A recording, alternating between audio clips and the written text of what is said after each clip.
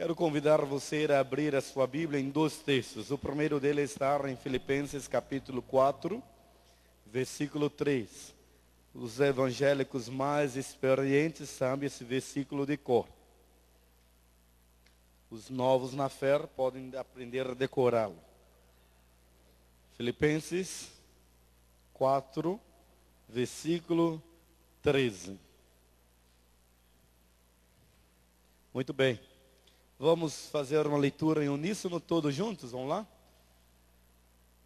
Tudo posso naquele que me fortalece. É a outra versão. Vamos, quem tem essa versão, lê comigo. Depois a outra versão. Vamos lá, juntos? Tudo posso naquele que me fortalece. Há uma outra versão? Posso todas as coisas. Parece que essa é a versão majoritária, né? Essa última. Ok, agora vamos abrir lá em Lucas capítulo 22. Lucas capítulo 22. Lucas capítulo 22. A partir do versículo 54 ao versículo 62. Estou a usar a revista e atualizada. 54, versículo 54 de Lucas 22. Então, prendendo-o, levaram e o introduziram na casa do sumo sacerdote. Pedro seguia de longe, e quando acenderam fogo no meio do pátio e juntos se assentaram, Pedro tomou lugar entre eles. Entre mentes, uma criada, vendo-o assentado perto do fogo, fitando-lhe os olhos, esse também estava com ele. Mas Pedro negava e dizia: mulher, não o conheço. Pouco depois, vendo o outro, disse: tu também és dos tais. Pedro, porém, protestava: homem, não sou. E tendo passado a cerca de 1 hora, outro afirmava e dizia-lhe: também este verdadeiramente estava com ele, porque também é galileu. Mas Pedro insistia: homem, não compreendo o que dizes. E logo, estando ele ainda a falar, cantou o galo. Então voltou-se o Senhor, fixou os olhos em Pedro, e Pedro lembrou-se da palavra do Senhor, como lhe dissera: hoje 3 vezes me negarás antes de cantar o galo. Então Pedro, saindo dali, chorou amargamente. Amém? Vamos orar mais uma vez. Pai bendito, Senhor nosso, fique à vontade, ó Deus, para falar aos nossos corações. E permita-nos estudarmos e aprendermos com os erros do teu servo Pedro, a fim de que sejamos fortalecidos e escapemos, ó Deus, de tropeçarmos ou incorrermos nos mesmos erros. Cubra-nos, ó Deus, com a tua proteção. É esta oração que nós fazemos em nome do teu Filho e nosso Salvador Jesus. Amém. Bem, nós evangélicos, nós temos uma doutrina triunfalista, né? A doutrina de que todo crente é vitorioso, de que todo crente tem a vitória no nome de Jesus. Quando a gente vai fazer uma história, ou um estudo histórico sobre o povo de Israel, a gente começa a descobrir que a nação de Israel caiu, e caiu feio. E um dos motivos por quais as nações da nação de Israel caía, é que a nação de Israel acreditava literalmente de que por ser um povo escolhido por Deus, nenhuma praga chegaria à casa de Israel.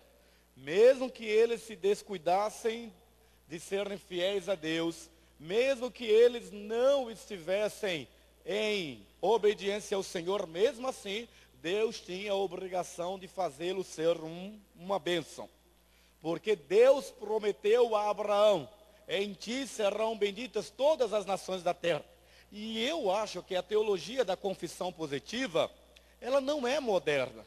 Nação de Israel já reivindicava os textos bíblicos de vitória para que Deus cumprisse a sua palavra. Eles não atentaram de que havia condições, como há condições até hoje, para que as bênçãos de Deus cheguem até mim. Não é porque eu sou evangélico, Não é porque eu não sou idólatra, não é porque eu não sou feiticeiro, que eu não tenho tropeços na minha vida cristã. Eu posso ser, mesmo como evangélico, um derrotado. Eu posso, como evangélico, ser uma pessoa onde, se compararem a minha vida com a vida de um não evangélico, as pessoas podem ficar em dúvida. Quem realmente é o abençoado? Então esse texto, Filipenses capítulo 4, versículo 13, poderia ser um cântico lindo, né? Posso todas as coisas naquele que me fortalece. Eu posso usar esse versículo e reivindicar que é a palavra majoritária da teologia triunfante na nossa sociedade, de que em Cristo nós podemos todas as coisas. Mas a história de Pedro revela-nos que ele teve seus fracassos.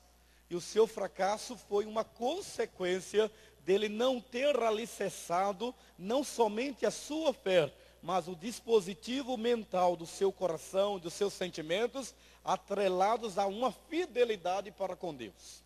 Quando nós não somos leais, quando nós não somos fiéis a Deus, nós incorremos na mesma situação que os que não são evangélicos, os de fracassados. Por isso, eu quero pensar com vocês, quando que posso todas as coisas, naquele que me fortalece, não funciona na sua vida, na minha vida. Quando que este versículo não impede a gente de ser um fracassado. E aí eu peguei uma história, a história de Pedro. Por que que Pedro fracassou tanto? Por que que Pedro teve uma história triste, um seguidor ímpeto, um seguidor corajoso, um homem impetuoso, um homem impulsivo, um homem destemido, mas um homem que fracassou no seu relacionamento com Jesus? Bem, se você pegar o versículo 33 do capítulo 22, abra sua Bíblia, aí você tem que me acompanhar na Bíblia, não? Versículo 33 do capítulo 22 diz assim: quando Jesus resolveu compartilhar com Pedro quais seriam os caminhos que Deus faria na vida de Jesus, no sentido dele cumprir a sua missão de redenção, Jesus então diz que ele vai ser entregue às autoridades. E aí no versículo 33, Jesus responde a Pedro. Ele, porém, respondeu: Senhor, estou pronto a ir contigo. Pedro fala com Jesus, desculpem, tanto para a prisão como para a morte. Agora, suba acima, não pode subir abaixo, lógico. Versículo 31. Simão, Simão, eis que Satanás vos reclamou para vos peneirar como trigo. Eu, porém, roguei por ti, para que a tua fé não desfaleça. Tu, pois, quando te converteres, fortalece os teus irmãos. Olha, não sei se você percebeu, pode deixar o versículo para que nós falarmos. Eu preguei num domingo pela manhã nessa igreja dizendo o seguinte: olha o que Jesus diz na cara de pau, na lata, para Pedro. Depois de 3 anos de convivência, Jesus diz assim para Pedro: eu orei por você para que a sua fé não desfaleça. Na linguagem de dizer assim, para que a sua fé deixe de ser superficial. Eu orei para que você, no dia que se converter, Pedro não era, Jesus estava dizendo na cara de pau: Pedro, você andou comigo, você expulsou demônios, você gostou de orar para que os demônios fossem embora, você fez milagres, você batizou em meu nome, mas eu quero dizer que você não é convertido. Deve ter doído. Quando você se converter, aí você vai ser capaz de fortalecer os seus irmãos. Gente, o mais rico disso tudo é que entrou por um ouvido e saiu pelo outro. Pedro não ouviu o que Jesus falou. Ele automaticamente disse assim: o Senhor, eu vou com o Senhor para onde o Senhor for. Se tiver que enfrentar prisão, se tiver que enfrentar cárcere, eu estou com o Senhor, todo o tempo. Jesus então novamente diz assim para Pedro: ah, Pedro, hoje você vai me negar 3 vezes, antes que o galo cante. Sabe o que derrubou Pedro? Foi o orgulho. Quando que o versículo posso todas as coisas naquele que me fortalece não funciona? Quando o meu orgulho é maior que a minha fé. Quando o meu diagnóstico, quando a minha leitura do meu comportamento é incapaz de me colocar na dependência de Deus. Não basta eu ser evangélico, não basta eu ter fé em Jesus, eu tenho que destronar o meu eu e me colocar à mercê do Senhor. Pedro estava eufórico demais. Ele não sabia fazer uma leitura do seu interior. As suas ações denunciavam que Pedro não era convertido. E aí Jesus então confronta Pedro e diz: quando você se converter. Eu não sei se todos nós sabemos sobre conversão. Mas às vezes eu faço uma leitura da nossa situação de igreja evangélica semelhante à igreja do quarto século. Quando o imperador Constantino se converte e todo mundo quer migrar para a religião oficial sem passar pela transformação. Conversão, meus queridos, não é mudança de religião. Não é deixar de ser católico e ser evangélico. Conversão não é deixar de ser espírita e descobrir que a igreja evangélica é melhor do que o centro espírita e passar para a igreja evangélica. Não é isso. Conversão não é você entender que a igreja católica estava errada e que você não sentia mais paz dentro dela e vir para a igreja evangélica. Isso não é conversão. É mudança de igreja, é mudança de religião. A conversão é uma entrega total da sua vida nas mãos daquele a quem Deus constituiu o Senhor da sua fé, Jesus Cristo. Isto é conversão. E isto mexe com os nossos conceitos, mexe com as nossas definições, mexe com os nossos valores, desencadeia em nós um desejo de fazer nascer virtudes que o mundo desconhece. E é por isso que Jesus olha para Pedro e diz: Pedro, Pedro, Pedro, quando você se converter, você vai descobrir que pode todas as coisas naquele a quem ou com quem você se converter. Mas você precisa se converter. Esta é a conversão. E é por isso que eu sempre vou discutir que dentro da igreja tem muita gente bacana, tem muita gente que gosta da igreja, mas muita gente que ainda não se converteu.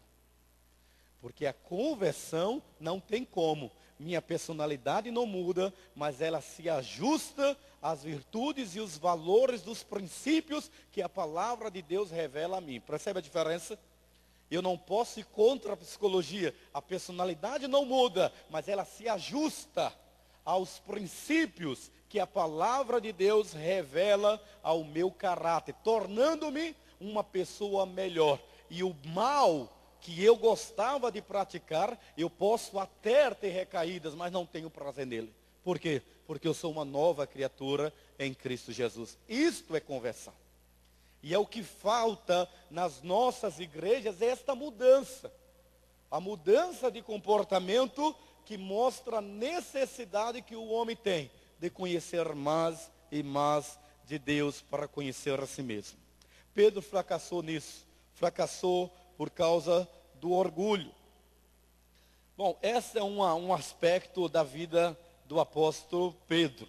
O orgulho impediu que ele experimentasse esta profundidade de saber que em Jesus ele poderia todas as coisas, inclusive vencer ele mesmo. Olha, se você conseguir vencer a si mesmo, você consegue vencer o diabo. Nós invertemos as coisas. Nós queremos vencer o diabo quando nós não conseguimos vencer a nós mesmos. Vencer a nossa vontade. Vencer o nosso querer. Vencer o nosso desejo. O diabo só tem ação na minha vida porque eu não consegui vencer o meu desejo. Porque eu não consegui vencer a minha vontade. Por isso o ensino de Jesus é: nega-te a ti mesmo. Nega-se a si mesmo. Tome a sua cruz. Aí sim. Quando que o diabo não pode nada na minha vida? Quando eu consigo dominar a mim mesmo. Até tem uma propaganda, separei para falar com vocês, uma propaganda profana que revela isso.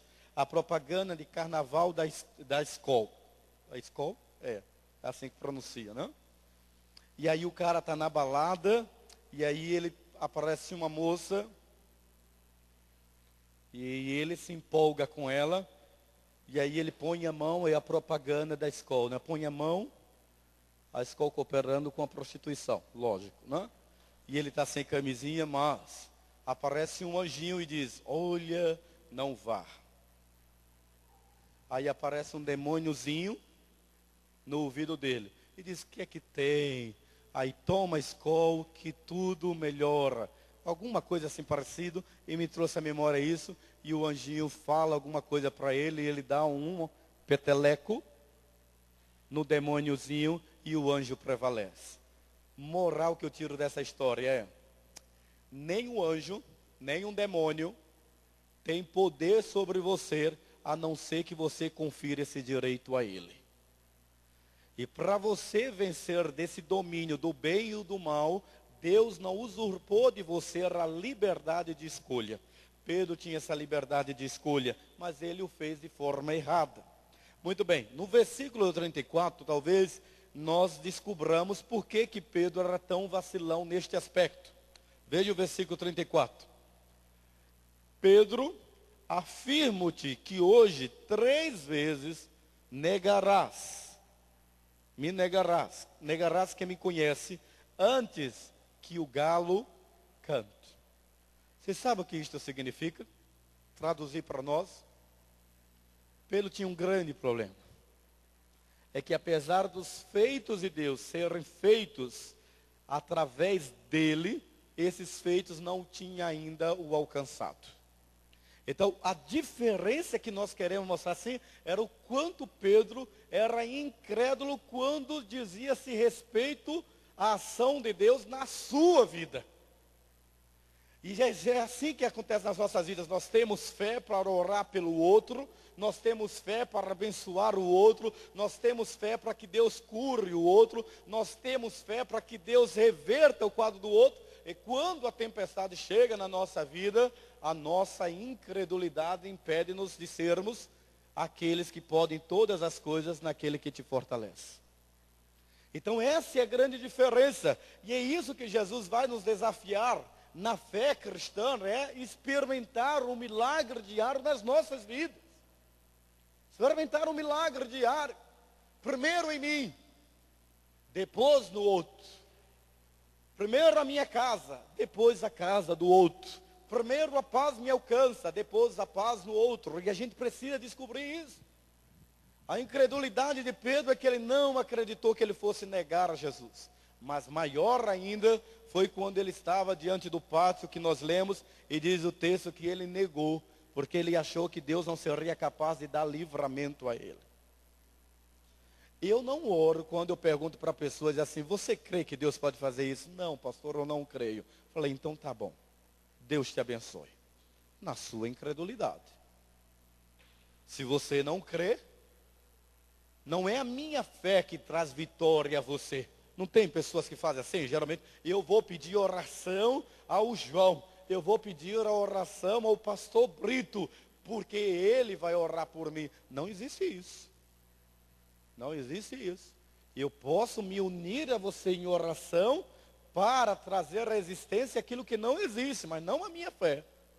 Não é a fé do pregador, não é a fé do intercessor. Jesus vai operar milagre e ele sempre pergunta, o que queres que eu te faça? Que eu veja, Senhor, seja conforme a tua fé. O que queres que eu te faça? Que eu seja limpo, Senhor, seja conforme a tua fé. E é por isso que eu não faço a campanha, venha que é a noite da libertação e da cura, você vai ser curado, porque eu não tenho fé por você, eu tenho fé para mim. É você que tem que ter fé para você. E você precisa alimentar o seu coração com fé pela palavra de Deus. Porque pela fé, pelo ouvir, é que vem a fé. Então você precisa ter essa fé. Pedro, ele sofria dessa incredulidade. E ele era incapaz de experimentar isso. Eu preciso receber as bênçãos de Deus. Então você precisa primeiro crer. Há um tempo atrás veio uma mãe aqui, desesperada, porque o filho precisava de libertação. a libertação da dependência em que ele tinha. Aí a mãe cheia de fé, eu a recebi, eu conversei com ela conversou comigo, nós oramos, eu tinha fé, ela tinha fé. Quando o filho chegou, eu disse, você tem fé que o Senhor pode te libertar? Ele disse, não. Você quer fazer encontros comigo para poder ter essa fé? Não. Então por que você está aqui? Para fazer a vontade da minha mãe. Então tá bom, está encerrado, pode ir embora. Mãe, ele não quer. Porque o ato da fé, ele consiste em a pessoa querer. Se ela não quiser crer, impossível. Porque a palavra do Senhor, não sei que nós queremos rasgar a Bíblia. A Bíblia diz assim, tudo é possível ao que crê. Tudo é possível. Porque sem fé é impossível agradar a Deus. Aquele que se aproxima dele, creia que ele é galardoador. Então eu preciso ir e crer. Pedro vacilava nesses aspectos. Ele até cria que Jesus é o mestre, mas para abençoar outros, menos a ele. E ele vacilava nesse aspecto. Até onde eu creio que Jesus pode todas as coisas na minha vida. Em tudo, então eu posso todas as coisas neste que me fortalece pela fé que eu tenho depositado nele. É uma via de duas mãos. Primeiro, Cristo pode tudo em mim e eu posso tudo nele. Mas se eu não creio que ele pode tudo em mim, então eu pouco posso fazer através do nome de Jesus. Então, meus irmãos, percebam bem, é um livro de Kenneth Hagin, muito bom de ser lido, em nome de Jesus. É um livro bom, antigo. Leia, o livro tem essa proposta. Apesar de Kenneth Hagin ser um camarada da teologia da prosperidade, ele nos traz uma lição clara de que o problema da nossa fé não é o nome de Jesus. O problema da nossa fé é que nós não somos capazes de crermos no poder dele na nossa vida. E quando nós revertermos esse quadro, você vai perceber então que Pedro tinha essas dificuldades baseado no versículo 45. Abra sua Bíblia, está lá, versículo 45. Jesus chama um grupo pequeno para orar com ele, a partir do versículo 39. Eu não vou ler todo. E ele era um momento que ele estava passando por uma fase difícil. Chega no versículo 45.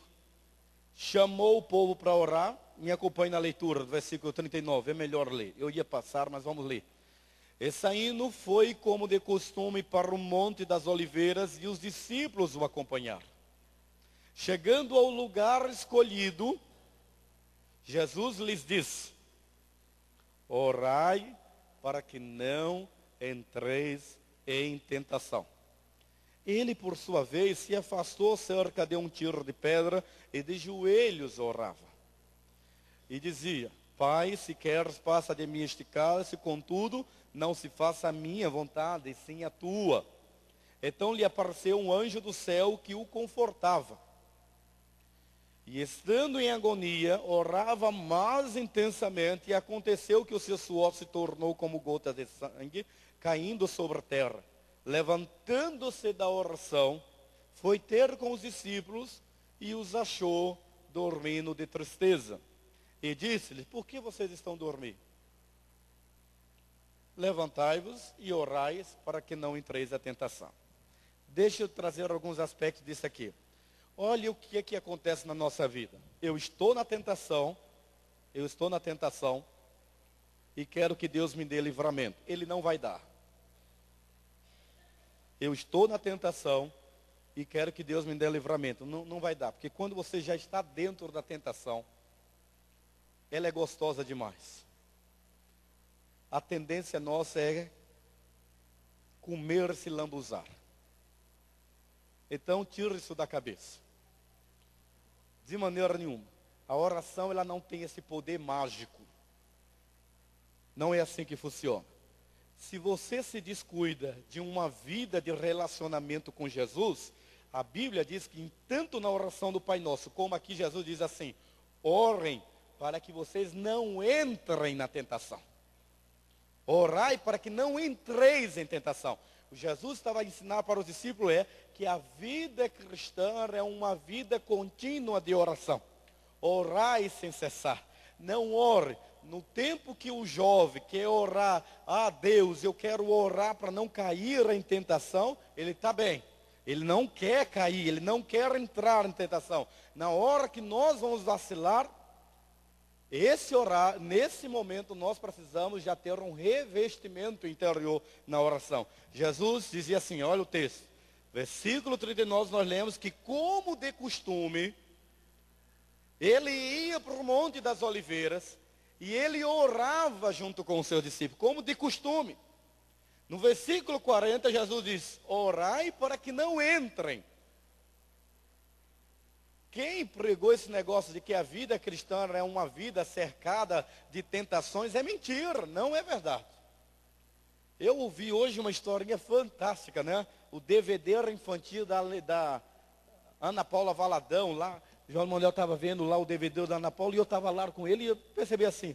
Ela disse assim, a menina perguntou para ela assim, por que Jesus não já chegou adulto para abençoar?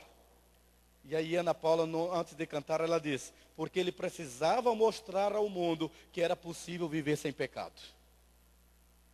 Eu tenho a semente do pecado, mas é possível eu não ceder à tentação do pecado. Quando eu ministro na minha vida a vontade de Deus. Não é que eu não tenha pecado, mas eu não preciso cair no pecado. E para isso eu preciso ter uma vida de oração, mas eu oro esporadicamente. Eu oro quando eu estou em aperto, eu oro quando eu estou com problema, eu oro quando eu estou com dificuldade, eu oro quando eu quero alguma coisa, eu não oro por prazer. E esse é o segredo da vida cristã. É quando você tem um hábito, olha que coisa que a gente não pode apagar da nossa herança tradicional. Eu sou de uma época que nós batistas tínhamos o culto devocional. Nós tínhamos uma coisa boa. Nós não saíamos da mesa da refeição sem ler o ponto saliente. O que aconteceu com ele? Alguém sabe dizer? Ele ainda vive?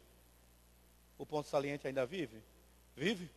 Está vivo, né? Então, ele ainda vive. Teve na CTI, mas ressuscitou. Então, gente, era uma coisa boa. Era uma prática que nos mantinha ávidos, fervorosos, não nesse frenesi do pentecostalismo, mas fervorosos no sentimento que nós tínhamos de reverência, devoção, fidelidade e lealdade para com Deus. Porque nós líamos a palavra diariamente como família. Líamos a palavra de Deus como servos que tinham prazer de meditar na palavra. Jesus queria incitar, provocar este em Pedro.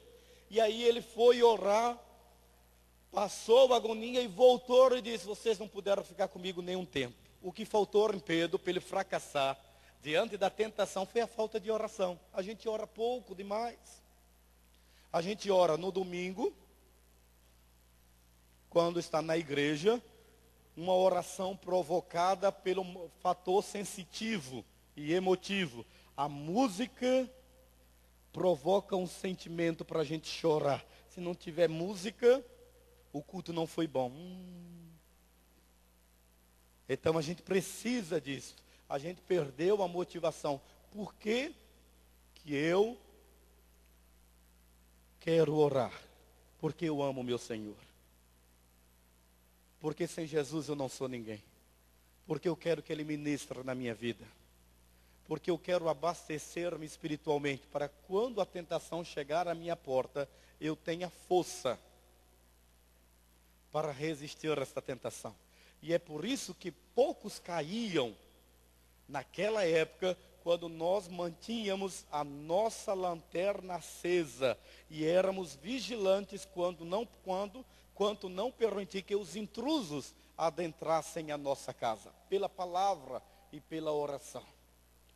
Um homem de oração, uma mulher de oração, um jovem de oração, vale muito mais do que um batalhão inteiro preparado para resistir qualquer movimento revolucionário em uma nação e um país. Eu já citei isso várias vezes, quando a rainha Vitória perguntou qual o exército que ela temia. Foi perguntado para ela, ela disse, nenhum exército. Nenhum. Eu não temo nenhum exército. O que eu temo é um crente de joelho no chão. Vale a pena. Um crente de joelho no chão, ele fala diretamente com alguém que ninguém pode resistir, que é o nosso Deus. A gente não gosta de pensar assim, posso todas as coisas naquele que me fortalece. Quem que vai se levantar contra mim? Quem que vai armar contra mim? Se Deus é por mim, quem será contra mim? Mas para isso valer na minha vida, eu preciso de um momento de oração. Deixa eu fazer pegar uma experiência dos adolescentes que foram para Jocum e que eu tenho compartilhado com líderes. Tomara que eles continuem com a mesma ênfase que eles disseram que iam ter, porque eles se denunciaram pela sua palavra. Eles disseram que iam prestar atenção no sermão, eles disseram que iam ler a Bíblia, eles disseram que, teve um deles que chegou a dizer assim, eu não era crente, agora eu sou crente. E isso é um testemunho bom, mas é um testemunho que também nos desafia. Quantos de nós estamos aqui? Responda para você. Individualmente, tem o hábito de tirar um tempo para orar diariamente com Deus. Não precisa levantar a mão. Quantos de nós, diariamente, separamos um tempo para orar? Não estou falando de 1 hora, não estou falando de 30 minutos, de 10, de 15. Estou falando quantos de nós já marcamos um tempo para dizer, é o meu tempo de falar com Deus. Quantos? Não importa. Se é no final da noite, se é no início do dia, mas o dia, há um momento que você senta e lê a Bíblia e ora pela sua vida. Ora pela sua vida. Se você está nesse patamar, eu quero lhe dar parabéns. Porque você não somente evita entrar na tentação, como todas as coisas que lhe fortalecem, vai ser uma realidade na sua vida. Mas se você não faz isso, você é um vacilão. Não tem nenhuma garantia de Deus para lhe proteger só porque você é crente.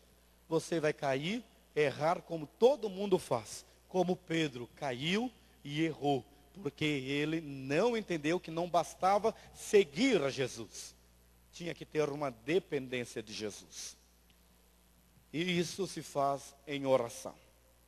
Nós precisamos aprender com os muçulmanos. Não importa onde eles estiverem. O muçulmano sai de casa, ele pega o tapetinho dele, coloca debaixo do braço e vai trabalhar. Hora da oração dele, tapetinho, oração dele. Nada o interfere de fazer a sua devoção para Allah. Nada. Ele o faz. Ninguém interfere nas obrigações dos espíritas. O que ele tem que fazer, ele vai fazer como espírita. Ele não vai errar porque ele tem medo de que os espíritos com quem ele fez um pacto reajam ao contrário pela falta do cumprimento do seu voto. Nós crentes inventamos uma coisa chamada graça. Porque nós estamos no tempo da graça, Deus nos perdoa tudo. Porque no tempo da graça Deus não quer sacrifício. Falar com Jesus diariamente não é sacrifício. É sacrifício para quem não é convertido. Falar com Jesus diariamente é você se lançar nas mãos daquele que prometeu de que você poderá todas as coisas com Ele. Porque Ele te fortalece. Amém? Aperta a mão do seu irmão que está ao seu lado. Diga para ele, posso todas as coisas naquele que me fortalece. Deixa eu apertar a sua mão. Eu posso todas as coisas naquele que me fortalece. Amém? Gente, você não precisa fracassar, mas você precisa levantar um altar dentro do seu tempo para cultuar o seu Deus. Saia daqui nesta noite com um propósito. O altar do seu tempo precisa ter um horário específico para Jesus. Muitas são as atividades e o corre-corre dos nossos afazeres. A vida é canseira demais, é um enfado demais. Mas se você não ora, e eu estava a dizer isso na reunião de líderes domingo passado, que eu conheci até agora, eu só conheci um homem de Deus. E que eu não cheguei a esse patamar ainda. E eu falava do pastor Valdemiro Timichak, eu tinha medo de falar com ele. Eu tinha medo de olhar nos olhos dele. E quando ele falava pelo vídeo, nas campanhas de missões mundiais, eu ficava envergonhado. Eu achava aquele homem tão santo, tão santo, tão santo, tão santo. E eu tão pecador, tão pecador. E ele não aumentava a voz. Eu sempre o imito, porque ele colocava a mão. E quando ele dizia assim para mim: meu irmão, pronto, a terra abria e eu caía lá dentro. E sabe, a Cidália é a viúva, fez uma carta que está no site da junta, lindo. Ela dizia: tenho saudade de ver, passar pelo quarto e ver o meu marido nas suas 3 horas de oração diante de Deus, pelas nações, pelo mundo, pela família. E eu não preciso de 3 horas de oração, mas qual é o seu cantinho de oração? Qual é o tempo que você gasta de oração com o seu Deus?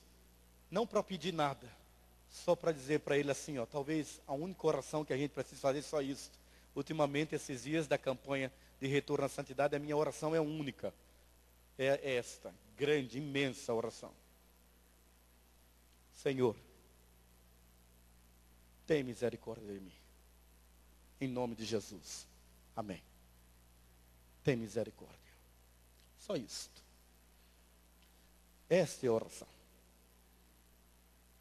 E nós precisamos, ao menos, falar um dia com Deus, um momento do dia com Deus, para que Ele tenha misericórdia de nós. Muito bem. Eu continuo na próxima semana, certo? Vamos orar ao Senhor.